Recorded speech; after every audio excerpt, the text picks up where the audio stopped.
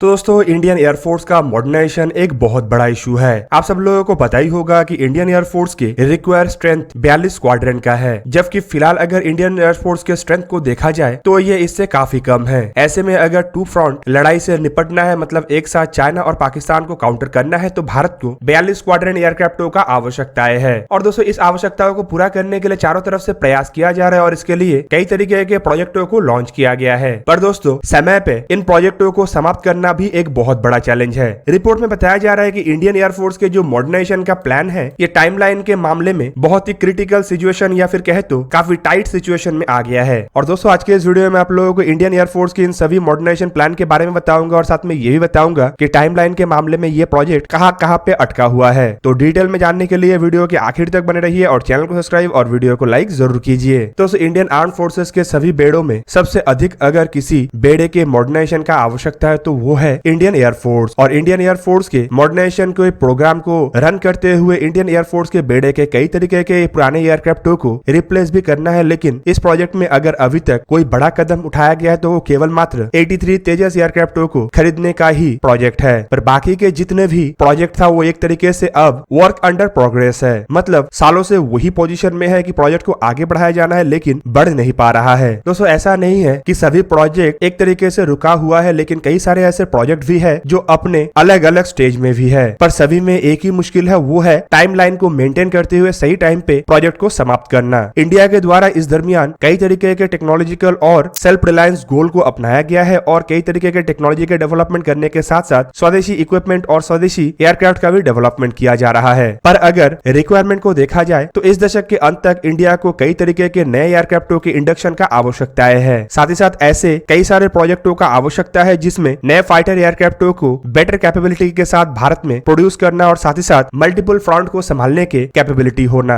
दशक के अंत तक इंडिया को नए जेट के फ्लीट के साथ साथ नेक्स्ट जनरेशन के जेट और अनमैन एरियल व्हीकल के साथ साथ आर्म ड्रोनों का आवश्यकताएं होगा। दोस्तों इंडियन एयरफोर्स के बेड़े को अगर देखा जाए तो आने वाले 2 से 3 साल के अंदर बेड़े के 4 स्क्वाड्रन बचे हुए सोवियत जमाने के MiG-21 एयरक्राफ्टों को रिप्लेस करना है, जिनमें से हर एक स्क्वाड्रन में 16 से 18 फाइटर एयरक्राफ्ट है। जबकि इंडियन एयरफोर्स के जैगुआर, MiG-29, मिराज 2000 जैसे एयरक्राफ्ट जो कि 80 के दशक में इंडियन एयरफोर्स में शामिल किया गया था, उसे भी साल 2029-30 के बाद से एक एक करके रिटायर करना है। ऐसे में अगर इन चारों एयरक्राफ्टों को देखा जाए, मतलब MiG-21, मिराज 2000, जैगुआर और MiG-29, तो इंडियन एयरफोर्स के इन 4 टाइप के एयरक्राफ्ट ही केवल मात्र 270 के संख्या के आसपास है, जो करीबन अपने एक्सटेंडेड लाइफ साइकिल में है। पर दोस्तों अगर एयरक्राफ्टों को रिप्लेस करने के लिए प्रोजेक्टों को रन किया जा रहा है तो इसमें चिंता का विषय क्या है? दोस्तों चिंता का विषय है प्रोक्योरमेंट का टाइम। रिपोर्ट के मुताबिक किसी भी नए हथियार को इंडियन एयरफोर्स या अन्य बेड़े में शामिल करने के लिए कम से कम 5 से 6 साल का आवश्यकता होता है, क्योंकि इस दरमियान cost negotiation, contract sign, manufacturing, aligning और मेटिंग जैसे प्रोसेस को भी आगे बढ़ाना होता है। जबकि इसके साथ साथ अगर एयरक्राफ्टों के मामले को देखा जाए तो इसमें उसके हथियारों का चयन और हथियारों के साथ साथ पायलटों के ट्रेनिंग के लिए भी एक समय का आवश्यकता होता है। और इतने सारे प्रोसेस के बाद ही एक एयरक्राफ्ट को इंडियन एयरफोर्स के बेड़े में एक्चुअल कॉम्बैट ड्यूटी में शामिल करना संभव हो पाता है। अगर 236 राइफल एयरक्राफ्टों के मामले को ही देख लिया जाए तो आपको पता चल जाएगा कि कैसे साल 2016 में हस्ताक्षर हुए एयरक्राफ्टों के डील के बाद भारत को आखिरी एयरक्राफ्ट इस साल के आने वाले कुछ महीनों के अंदर मिलेगा, जबकि सभी एयरक्राफ्टों को संपूर्ण रूप से एक्टिव कॉम्बैट ड्यूटी में शामिल करने के लिए शायद हमें और कुछ महीने इंतजार करना पड़े। इवन दोस्तों पिछले साल इंडियन एयरफोर्स के लिए खरीदे गए 83 तेजस मार्क 1 ए एयरक्राफ्टों के ऑर्डर को ही देख ले, जिसे लेके मिनिस्ट्री ऑफ डिफेंस द्वारा 48,000 करोड़ रुपया खर्चा किया जा रहा है। लेकिन माना जा रहा है कि इसका पहला जो प्रोटोटाइप है वो जुलाई महीने में ही फ्लाई करेगा, जबकि 83 एयरक्राफ्टों में से सबसे आखिरी एयरक्राफ्ट को इंडियन एयरफोर्स के बेड़े में शामिल करने का इरादा फरवरी 2030 तक है। मतलब करीब करीब 10 साल के अंदर इंडियन एयरफोर्स को 83 एयरक्राफ्ट मिल सकेगा। तो इंडियन एयरफोर्स के अगर प्रेजेंट बेड़े को देखा जाए तो यहाँ पे रिपोर्ट के मुताबिक 32 स्क्वाड्रन एयरक्राफ्ट एक्टिव है, जबकि चाइना और पाकिस्तान दोनों के थ्रेट को देखते हुए भारत को 42 स्क्वाड्रन एयरक्राफ्टों का आवश्यकता था। पर फिलहाल जो 32 स्क्वाड्रन एयरक्राफ्ट है ये भी साल 2024-25 तक गिर के 28 स्क्वाड्रन तक हो सकता है, क्योंकि MiG-21 एयरक्राफ्टों को तब तक रिटायर कर दिया जाएगा। हालांकि इस मुश्किल से राहत पाने के लिए इमरजेंसी बेसिस पे रशिया से MiG-29 और Sukhoi 30 MKI एयरक्राफ्टों को खरीदने का एक प्लान बनाया गया था, जिनमें बताया जा रहा है कि Sukhoi 30 MKI एयरक्राफ्टों के खरीदने के प्लान को तो आगे बढ़ाया गया, लेकिन MiG-29 एयरक्राफ्टों के एडिशनल परचेस को फिलहाल आगे अब तक नहीं बढ़ाया गया। दोस्तों इंडियन एयरफोर्स के गिरते हुए स्ट्रेंथ को रोकने के लिए जिन प्लानों को आगे बढ़ाया जा रहा है उनमें सबसे बड़ा प्लान है make in India by foreign partners, मतलब एक ऐसा प्रोजेक्ट जिसके अंतर्गत इंडियन एयरफोर्स 114 फाइटर एयरक्राफ्टों को विदेशों से खरीदना तो चाहता है, लेकिन इन्हें भारत में मेक इन इंडिया इनिशिएटिव के अंतर्गत निर्माण किया जाएगा, जिसके लिए ऑलरेडी रिक्वेस्ट फॉर इन्फॉर्मेशन जारी किया चुका है। माना जा रहा है कि दोस्तों ये जो प्रोजेक्ट है ये $20 बिलियन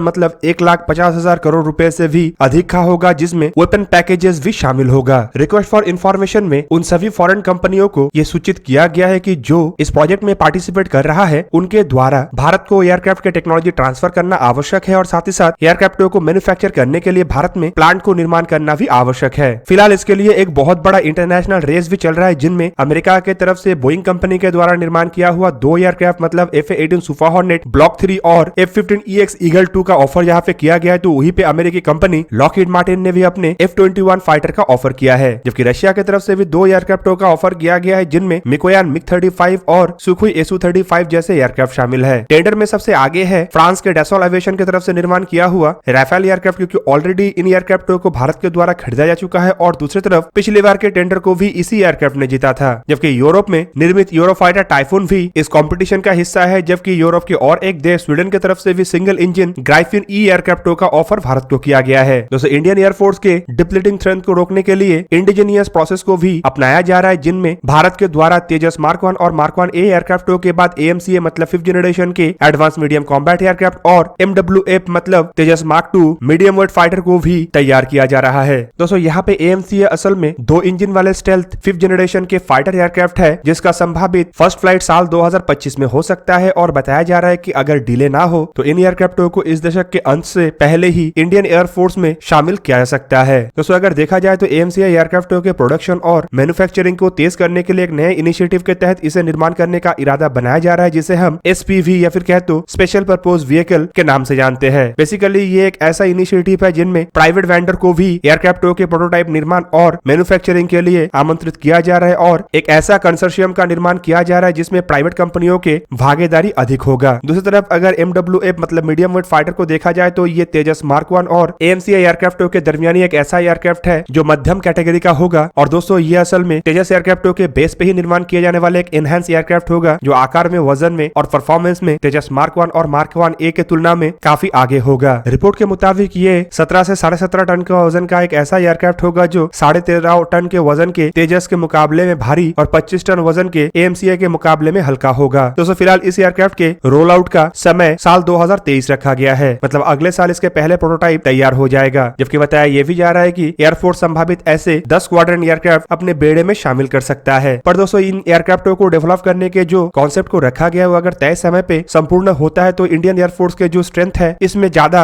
उतार चढ़ाव नहीं आएगा और एयरफोर्स को मॉडर्नाइज करने के लिए भी ज्यादा स्ट्रगल नहीं करना पड़ेगा। पर इन एयरक्राफ्टों के प्रोजेक्ट में कई सारे ऐसे फैक्टर है जो इसे डिले कर सकता है, जैसे कि एयरक्राफ्टों के इंजन। दोस्तों बेसिकली भारत इन एयरक्राफ्टों के प्रोटोटाइपों को डेवलप करने के लिए और कुछ एयरक्राफ्टों के मैन्युफैक्चरिंग के लिए विदेशी इंजनों को परचेस कर रहा है, पर भारत AMCA जैसे एयरक्राफ्टों के मार्क 2 वर्जनों के लिए 110 किलोन्यूटन थ्रस्ट वाले स्वदेशी इंजनों को निर्माण करना चाहता है, जिसके लिए बताया जा रहा है कि भारत फ्रेंच कंपनी सैफ्रॉन के साथ एक ज्वाइंट वेंचर के तहत या फिर कहे तो को डेवलपमेंट प्रोजेक्ट के तहत आगे बढ़ेगा। जबकि दोस्तों खबर यह भी है कि इसके लिए रोल्स रॉयस कंपनी की तरफ से भी भारत को ऑफर का पेशकश किया गया था। पर आपके जानकारी के लिए बता दूं कि AMCA प्रोजेक्ट में फिलहाल प्रोटोटाइपों को निर्माण करने के लिए और इवन पहले के कुछ एयरक्राफ्ट मतलब मार्क 1 एयरक्राफ्टों के डेवलपमेंट के लिए अमेरिकी 98 किलोन्यूटन थ्रस्ट वाले GE414 इंजनों का इस्तेमाल किया जा सकता है, जो कि तेजस एयरक्राफ्टों में इस्तेमाल किए जाने वाले करंट इंजनों के मुकाबले में अधिक ताकतवर है। जबकि दूसरी तरफ बताया जा रहा है कि ये GE414 इंजनों का इस्तेमाल इवन तेजस मार्क 2 एयरक्राफ्टों के प्रोटोटाइप और प्रोडक्शन वेरिएंटों के साथ साथ ट्विन इंजन डेक बेस्ड जैसे फाइटर एयरक्राफ्ट जैसे एयरक्राफ्टों के प्रोटोटाइपों को निर्माण करने के लिए भी किया जाएगा। पर एयरफोर्स तेजस मार्क 2 के साथ साथ AMCA के आगे के वर्जन के लिए मतलब आखिर के प्रोडक्शन मॉडलों के लिए अपना स्वदेशी इंजनों को चाहता है, जिसे लेकर दोस्तों अब तक काम शुरू नहीं हुआ है और फिलहाल नेगोशिएशन ही चल रहा है। और अगर ये प्रोजेक्ट डिले होता है तो संभावित AMCA और twin engine deck based fighter aircraft के साथ साथ Tejas mark 2 medium weight fighter aircraft भी डिले हो सकता है। तो दोस्तों ये था आज का वीडियो। अगर आपको वीडियो अच्छा लगा तो लाइक कीजिए और मेरे चैनल को सब्सक्राइब कीजिए और साथ में बना हुआ बेल आइकन को भी प्रेस कर दीजिए ताकि आप मेरा वीडियो देख पाए सबसे पहले। जय हिंद।